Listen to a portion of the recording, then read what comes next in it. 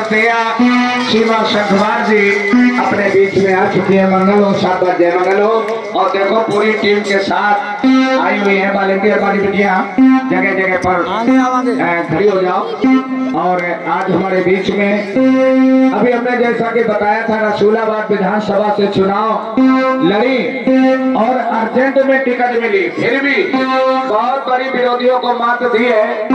और हमारे साहब आपके पति जी और उनके साथ में प्रोफेसर साहब अपने हाईलाइट में, एसी हाईलाइट में बांधा चले गए, तब इस समय फिर भी इसी हाईलाइट में हमारे साहब हैं। और हमारे बीच में हमारे, अब हम क्या कहें, उपासका कहेंगे। और इस परिवार को चलाने वाली बौद्ध उपासका हमारे बीच में विमला बौद्ध भी जी है। मैं चाहूंगा कि जाओ बुला के लाओ। और मैं आपसे निवेदन करेंगे परम श्रद्धेय सीमा शंखवार जी से कि आप भगवान बुद्ध के बाबा साहब के चरणों पर पुष्प अर्पित करें। जय मंगल हो, शाबा कल्याण हो, जय मंगल हो, जय मंगल हो। सीमा शंखवार जी, विमला बौद्ध जी और उनके साथ में आई हुई हमारी नन्ही नन्ही बेटियां। देखिए, चलो बेटा वॉलंटियर वाले बच्चे अब अपनी जगह पे चले जाओ, ये प्रपोज जाओ जाओ।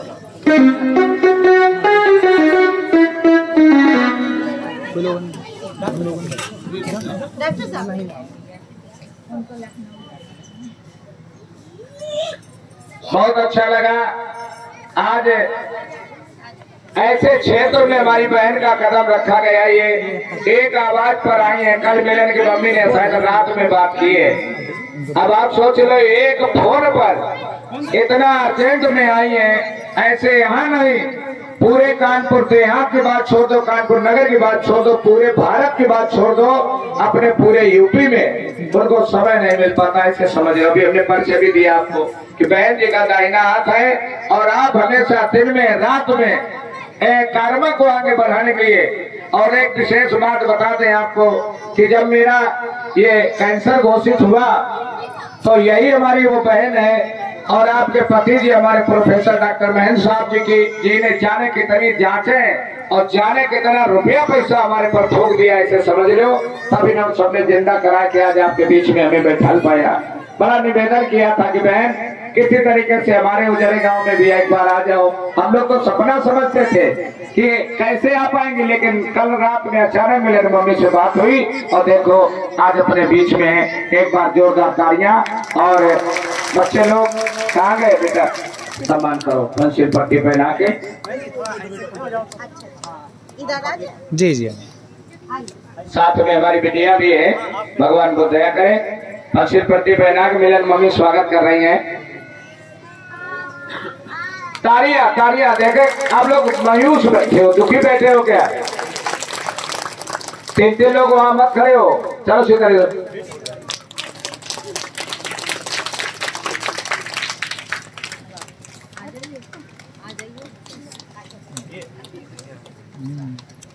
दीदी आप भी आ जाइए। बिटिया बिटिया थाली हो बेटा, इधर आओ। चल चल चल चल चलो। हाँ बेटा यही आप ऐसे, बहुत अच्छा है। तालियां बजाते रहिए, थोड़ा तालियां। पहली बिटिया हमें तो ऐसा लग रहा है काम बताओ जैसे कैसे हुई रही हो। और पहली बिटिया एक दूसरे से सुना तो करती है, तो हमें पता सारी को सुना, सम्मान को सुना, गाँव की आदत है यार। एक बार सभी इधर देखो, इधर गुरु जी आप इधर आए, एक ग्रुप की घर। जय मंगल हो, शाबा कल्याण हो। मैं चाहूंगा हम तथागत गौतम बुद्ध के चरणों में अपना सर झुकाकर उन्हें नमन करते हैं, प्रणाम करते हैं। उसके उपरांत बाबा साहेब भीमराव अम्बेडकर जी के चरणों में श्रद्धा सुमन अर्पित करते हुए उन्हें प्रणाम करते हैं, नमन करते हैं। इस पूरे गांव में जो बौद्ध कथा का आयोजन कर रहे हैं हमारे धर्म गुरु माननीय सम्मानीय भंते जी को भी मैं बहुत बहुत नमन करती हूँ, प्रणाम करती हूँ। और उनकी पूरी टीम को मैं बहुत ज्यादा नमन करके प्रणाम करती हूँ, क्योंकि अपने जो वचनों से भंते जी जो जिस तरीके से हम लोगों को जन जागृति का कार्यक्रम करते हैं, इसके लिए मैं आप सभी की बहुत बहुत आप लोगों को मैं धन्यवाद देती हूँ। और मुझे कल हमारी बहन क्या कहेंगे हम माननीय सम्मानीय सुनीता बौद्ध जी ने बोला कि यहाँ पर प्रोग्राम चल रहा है, तो हमने कहा जरूर, हमारी बहन ने बुलाया है तो जरूर आएंगे। भंते जी कहते तो चाहे एक बार ना आते, लेकिन हमारी बहन ने कहा है तो जरूर आए। और हमारे साथ चल के हमारी बहन विमला बौद्ध जी, हमारी बच्चियां, वो भी समय निकाल के हमारे साथ आई। इसके लिए मैं अपने साथ आई विमला बौद्ध जी का भी मैं बहुत बहुत आभार प्रकट करती हूँ। हमारी बहनें यहाँ पे संख्या में ज्यादा हैं, हमारी माताएं बहनें संख्या में ज्यादा है, तो इसके लिए भी आप सब बहनों को बहुत बहुत बधाई देते हैं। और यहाँ पर बैठे हमारे सभी बड़े बुजुर्ग, आपको भी बहुत बहुत हम हाथ जोड़कर नमन करते हैं। बहनों, भंते जी ने कथा में बहुत कुछ बताया होगा और बहुत कुछ समझ में भी आया होगा। अब उनके आगे हम क्या बोले, उनके आगे तो हम कुछ भी नहीं जानते हैं, लेकिन फिर भी जब हम आए हैं तो कुछ तो कहेंगे ही। मैं तो इतना ही कहूंगी कि बाबा साहब ने सबके लिए कार्य किया। बाबा साहब ने कभी किसी एक के लिए नहीं, सर्व समाज के लिए कार्य किया। महिलाओं के लिए विशेष तौर पे कार्य किया, क्योंकि महिलाएं जो है,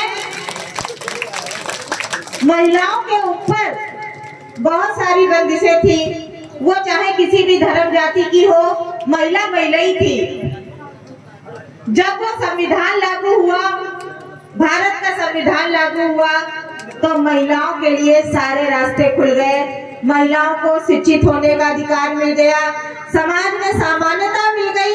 और आज हमारी महिलाएं, महिला शक्ति आज हमारी इतनी सशक्त हो गई है कि आज देश के सर्वोच्च स्थान पर एक महिला ही बैठी है।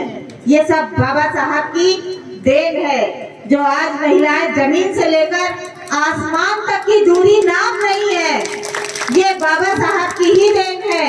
दूसरा, बाबा साहब ने कभी कोई युद्ध नहीं लड़ा।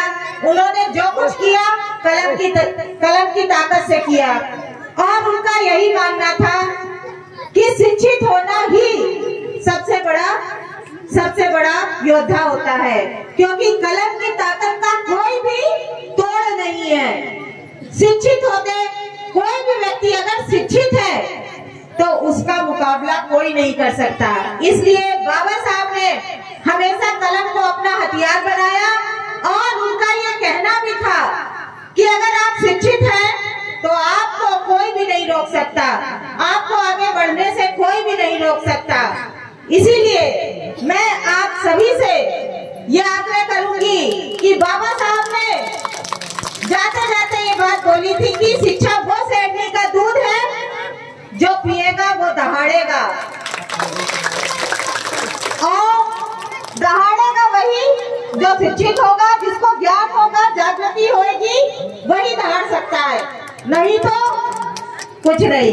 और आज जो हमारे गुरुजी अभी बता रहे थे कि हम रसूलाबाद विधानसभा से चुनाव लड़े, बिल्कुल सच बात है। हम अभी 2000 उसमें चुनाव लड़े 22 में, और वो जो सीट हमें मिली वो आरक्षण के वजह से मिली, क्योंकि महिला सीट सुरक्षित थी इसलिए मिली। और जिला पंचायत सदस्य का भी चुनाव लड़े क्योंकि महिला सीट सुरक्षित थी। तो बाबा साहब ने हम महिलाओं के लिए बहुत कुछ किया। अब हम महिलाओं की बारी है कि हम लोग अपने घर परिवार बच्चों को शिक्षा के प्रति जागृत करें, क्योंकि शिक्षा का कोई भी तोड़ नहीं है अभी तक। इसलिए मैं यही चाहूंगी, गुरुजी की बातें सुने और समझें, लेकिन बातों को अपनाएं भी, उनको ग्रहण भी करें और घर तक जरूर ले जाएं। ये ना समझिएगा कि ये एक मनोरंजन का साधन है, यहाँ पर हम मनोरंजन करके और चलते बने, नहीं।